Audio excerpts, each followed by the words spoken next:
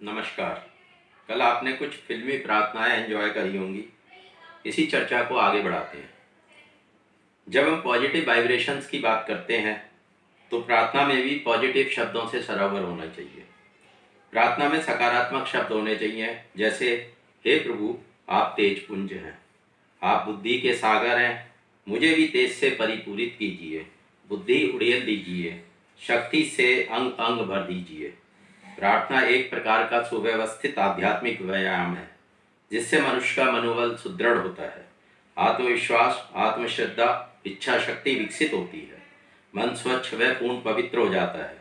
प्रार्थना से चित्त में सुव्यवस्था, मन में एकाग्रता, बुद्धि में तीक्ष्णता तथा विवेक की जागृति में असाधारण उन्नति होती है। प्रार्थना विभिन्न प्रकार के स्वार्थों, चिंताओं, व्याकुलताओं, रोगों और दुर्बलताओं को दूर करने का एक सर्वसुलभ साधन है। हर सुबह मनुष्य को एक नया जीवन मिलता है। जीवन के साथ आरंभ होने वाली प्रार्थना एक आशीर्वाद होती है, और सायंकाल में जीवन की समाप्ति के साथ की जाने वाली प्रार्थना उस आशीर्वाद के प्रति हार्दिक कृतज्ञता है। इन दोनों के मध्य में जीवन का कर्म क्षेत्र होता है। हमारे शरीर के भीतर जो जीवात्मा है वह भी उसी प्रभु का ही अंश है।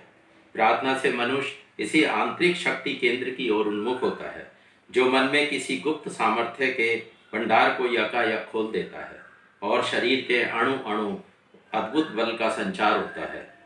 आशा की ज्योति जगमगा उठती है और शांतिदायक विचारधारा का उदय होता है। प्रार्थना से मनुष्य प्रभु के निकट से निकटतम पहुंच जाता है। नदी की भयंकर लहरों में पड़े हुए मनुष्य को कुछ क्षणों के लिए यदि किनारे पर लाकर सुरक्षा की छाया में बिठा दिया जाए तो उसे कितना संतोष, आनंद और आराम मिलेगा, इसका सहज ही अनुमान लगाया जा सकता है।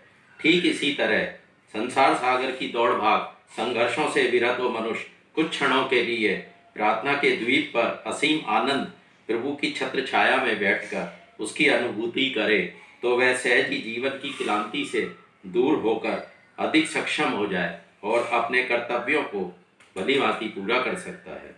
विदेशों में इसे प्रार्थना चिकित्सा के रूप में जाना जाता है और कई सफलतापूर्वक प्रयोग भी किए जा चुके हैं।